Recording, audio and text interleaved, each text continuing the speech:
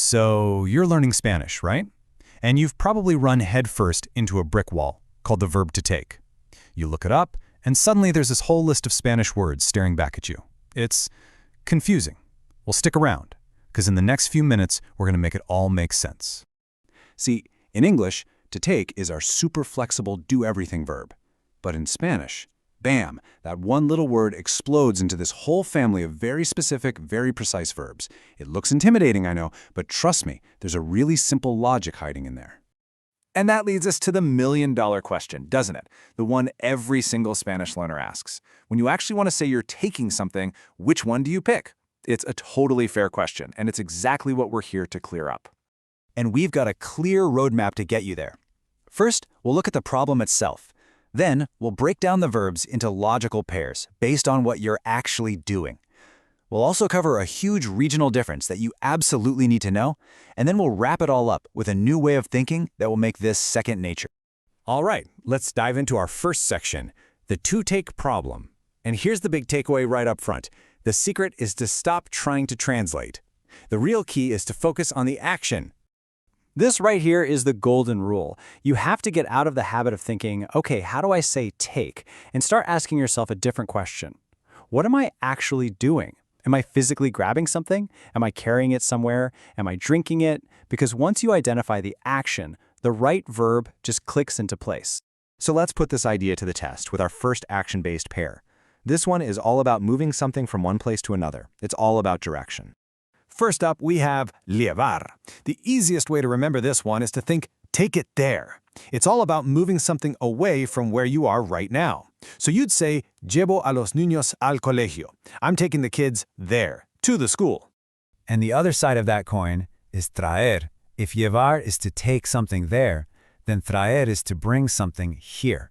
It's movement towards you, the speaker. So if your friend is having a party, they might ask you to traer some drinks. Bring them here to the party. This example just makes it crystal clear, right? Lleva esto contigo. Take this with you. Get it away from me. But no lo traigas otra vez. Don't bring it back here again. It's all about your point of view. Llevar is away, and traer is towards. Simple as that. Okay, next up, let's look at another pair of actions. This time, we're talking about the difference between physically grabbing an object versus, well, eating or drinking it.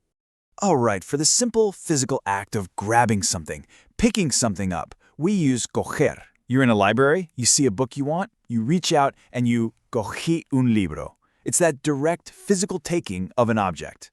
Now, its partner here is tomar, and this one is a real powerhouse. It's super versatile. Its most common job is for eating and drinking. You tomar a coffee. But it also handles more abstract ideas, like taking medicine, taking notes, or even taking the sun when you're sunbathing. This is probably the #1 way you'll hear tomar used in the wild. When you're talking about having food or drinks, tomar is your go-to verb. So asking, ¿tomamos una pizza? Is the most natural way in the world to suggest grabbing a pizza. Okay, our third action pair gets a little more specific, a little more subtle, but it's so important. The question to ask here is, are you taking something off of a surface, or are you taking it out from inside something? So, for taking something off a surface, you want to use quitar. Think take off. The book is on the table, so you quita el libro de la mesa. You take your jacket off. You take your feet off the coffee table. It's all about removing from a surface.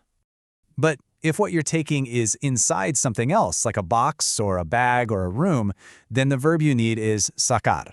Think take out. The classic example is money. You want to sacar dinero. You're taking it out from within the bank or the ATM. This comparison just nails the difference, doesn't it? You quitar las gafas. You take your glasses off the surface of your face. But you sacar la basura. You take the trash out from inside the house. See that? Off of versus out of. That's the whole game right there. Okay, we've broken down the actions, which is awesome. But now we have to talk about something crucial. There is one verb we've discussed that has let's call it a double life, and you really need to know about it. The place you'll see this most often is with public transport. In Spain, it is perfectly normal and common to say coger el metro, to grab the metro. But if you go to Latin America, you'll almost always hear tomar el metro, and there is a very good reason for this change. And here it is. This is the big one, folks.